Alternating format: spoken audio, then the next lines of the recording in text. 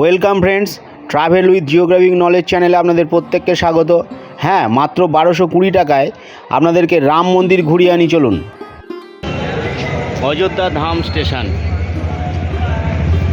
রাম মন্দির দর্শন করার জন্য আপনাদেরকে এই অযোধ্যা ধাম স্টেশনে নামতে হবে এবং এখান থেকে মাত্র পায়ে হাঁটা 7 মিনিট দূরত্বে, খুব বেশি হলে 700 মিটার দূরত্বে অবস্থিত রাম মন্দিরের যাওয়ার জন্য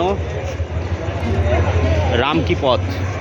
রাম মন্দির যাওয়ার জন্য রামকি পথ মাত্র এখান থেকে 700 মিটার দূরে অবস্থিত। আপনারা পায়ে হেঁটে যেতে পারেন, চাইলে টোটো নিতে পারেন। সেক্ষেত্রে টোটো আপনাকে পার হেড 20 টাকা ভাড়া নিতে পারেন। রাম মন্দির যাওয়ার জন্য কলকাতা থেকে 2টি ট্রেন রয়েছে, তবে আপনারা যদি জাত এক্সপ্রেস ধরেন সব থেকে ভালো হয়, কারণ এই ট্রেনটি সকাল সকাল অযোধ্যা ধাম স্টেশন ঢোকে। সেক্ষেত্রে নন এসি স্লিপার ক্লাসের খরচ পড়বে 450 টাকার মতো। এবার দেখা যাক রাম মন্দির এলে আপনারা থাকবেন কোথায়। থাকার জন্য অনেক ধর্মশালা, হোটেল রয়েছে। এই যে রাস্তাটা আসছে, এটা স্টেশনের দিক থেকে রাস্তাটা আসছে এবং স্টেশন থেকে মোটামুটি 200 মিটার আসার পরে আপনারা পেয়ে যাবেন রাম মন্দির। আর রাম মন্দির থেকে মোটামুটি 50 মিটার দূরে আমি যে দাঁড়িয়ে আছি, এটা দেখুন দান ধান কুণ্ড। এই দান ধান কুণ্ডের রাস্তাটা এটা এই দিকটা চলে যাচ্ছে।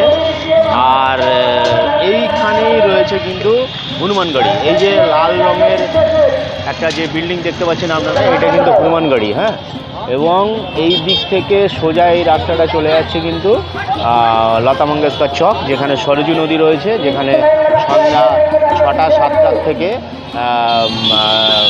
শুরু হয় সন্ধ্যা আরতি।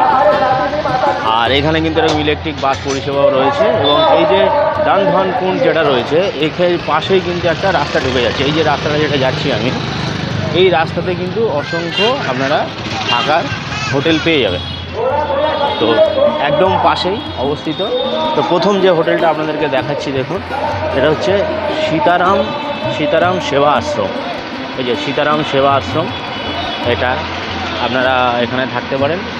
নেক্সট একদম জমজমাট রাস্তা, দুপাশেই খাবারের দোকানপাট প্রচুর রয়েছে।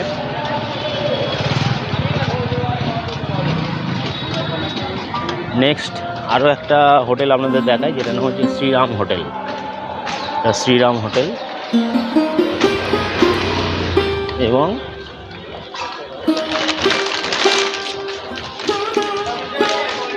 শ্রীরাম হোটেলের ঠিক পাশেই অবস্থিত আরও একটি খুব পুরনো একটা ধর্মশালা, যেটার নাম হলো সাহু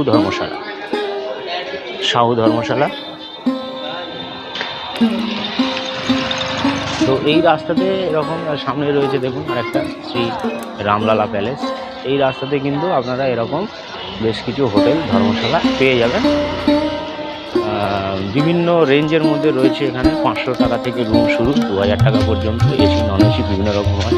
এটা যেমন আরেকটা দেখতে পাচ্ছি বস্তি ধর্মশালা, আরও একটা ধর্মশালা। এটা আপনাদের সুবিধার্থে অযোধ্যা রাম মন্দিরের নিকট কিছু হোটেল ও ধর্মশালার নম্বর প্রোভাইড করলাম। প্রয়োজনে ফোন করে যাচাই করে রুম বুক করতে পারেন।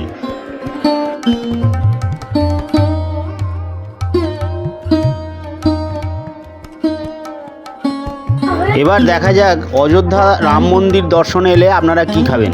সত্যি কথা বলতে কি, এখানে এত দান ধ্যান চলে যে খাবার দাবারের কোনো অভাব হবে না।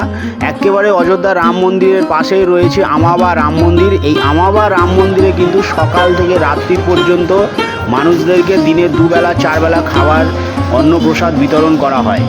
আপনারা চাইলে এই অন্নপ্রসাদ গ্রহণ করতে পারেন। সত্যি সুস্বাদু এই অন্নপ্রসাদ। আমি নিজে এই প্রসাদ গ্রহণ করে আপনাদেরকে বলছি, নিশ্চিন্তে এই প্রসাদ কিন্তু আপনারা গ্রহণ করতে পারেন। হ্যাঁ, ঠিকই শুনেছেন, আমাবা রাম মন্দিরের এই প্রসাদ একেবারে বিনামূল্যে আপনারা সবাই গ্রহণ করতে পারেন।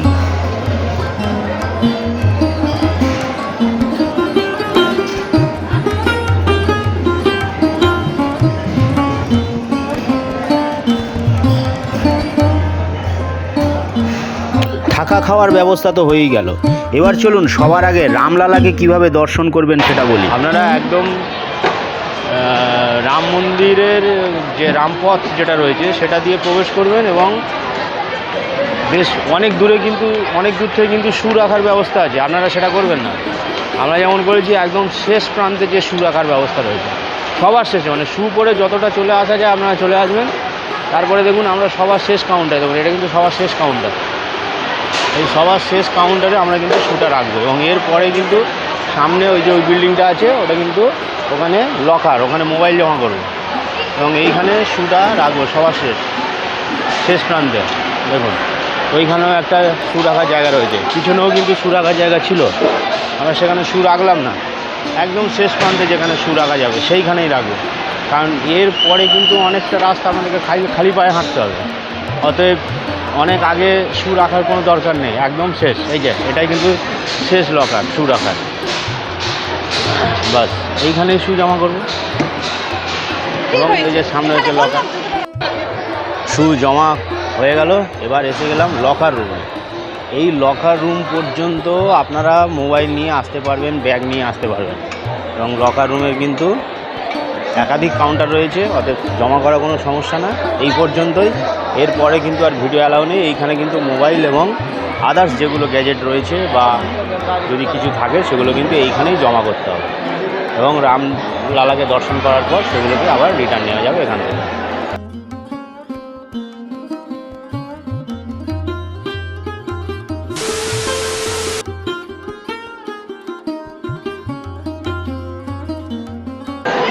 যে লকার রুমে মোবাইল জমা করেছিলাম তার ঠিক উল্টো দিক, এটা মানে অপোজিটে, আপনারা মন্দির দর্শন করে ফেরার পর ঠিক এরকম জায়গা থেকে আপনারা এই যে লকারে বিভিন্ন নম্বর করা আছে, যে নম্বরে আপনারা জমা করবেন, যেটা জমা করেছেন কিন্তু এই গেটের ঠিক অপোজিটে, এখন উল্টো দিক থেকে এসে এই দিক থেকে কিন্তু আপনাদেরকে আপনাদের জিনিসপত্রগুলো নিতে হবে।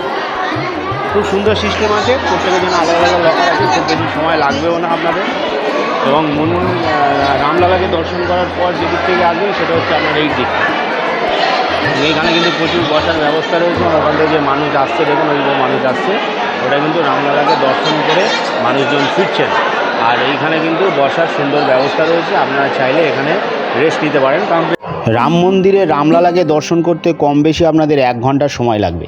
রাম মন্দির থেকে বেরিয়ে চলুন একে একে দেখে নিই হনুমানগড়ি, দশরথ ভবন, কনক ভবন। লিস্টে উল্লেখিত এই 3টি স্থান আপনারা কিন্তু পায়ে হেঁটেই পরিভ্রমণ করতে পারবেন। রাম মন্দির থেকে বেরিয়ে 500-700 মিটার দূরত্বে অবস্থিত সর্বপ্রথম এসে পৌঁছলাম হনুমানগড়িতে। এখানে হনুমানজিকে দর্শন করলাম।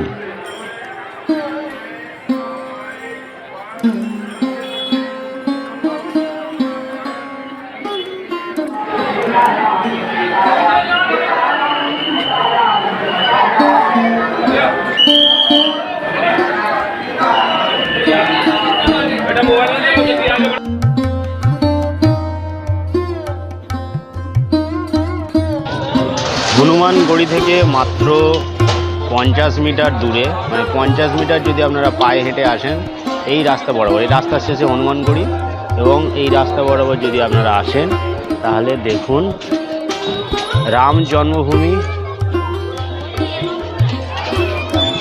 দশরথ মহল আর কনক ভবন, এগুলো কিন্তু খুব কাছেই এবং পাশাপাশি। আমরা এখন দশরথ মহলের দিকে যাচ্ছি, দেখুন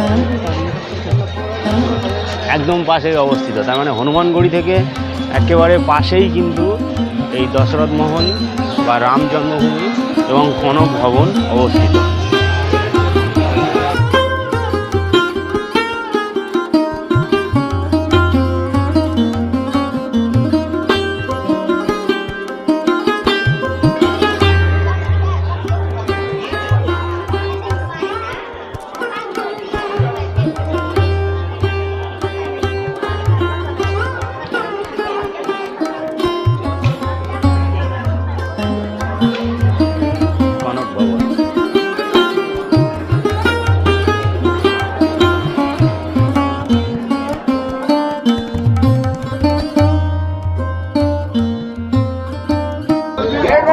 রাম মন্দির থেকে লতা মঙ্গেশকর চক যে 1.8 কিলোমিটার রাস্তা, সেই রাস্তাটার মধ্যে কিন্তু এরকম ইলেকট্রিক এসি বাস পরিষেবা রয়েছে এবং মাত্র 10 টাকা ভাড়া দিয়ে আপনারা এই ইলেকট্রিক এসি বাসের পরিষেবা নিতে পারেন। এবং এই বাস পরিষেবা কিন্তু সকাল থেকে শুরু হয় এবং রাত্রি 10টা-11টা পর্যন্ত কিন্তু এই বাস পরিষেবাটা রয়েছে। ইলেকট্রিক এসি বাসের একটু ভিতর দিকটা আপনাদেরকে দেখিয়ে দিই। খুব সুন্দরভাবে আপনারা কিন্তু এই ইলেকট্রিক এসি বাসে করে আপনারা রাম মন্দির এবং লতা মঙ্গেশকর চক, পাশে সরজু নদী, সেখানে সন্ধ্যা আরতি দেখার জন্য আপনারা কিন্তু আসতে পারেন।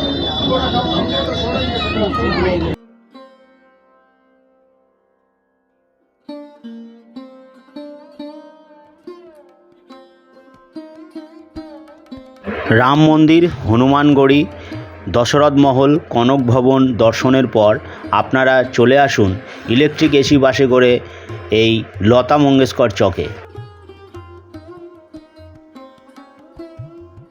এই লতা মঙ্গেশকর চকের ঠিক পাশেই অবস্থিত সরজু নদী। লতা মঙ্গেশকর চকের একদম পাশেই অবস্থিত এই জায়গাটার নাম হলো রামপেড়ি। খুব সুন্দরভাবে জায়গাটাকে সাজানো হয়েছে। দারুণ একটা প্রাকৃতিক পরিবেশ, প্রচুর মানুষজন এখানে রয়েছেন। লতা মঙ্গেশকর চকের সেই বিখ্যাত সেতার।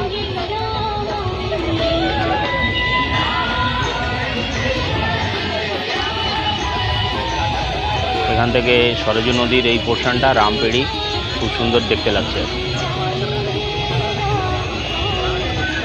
সন্ধ্যার সময় এই জায়গাটা কিন্তু সত্যি একটা মনোরম পরিবেশ তৈরি করেছে।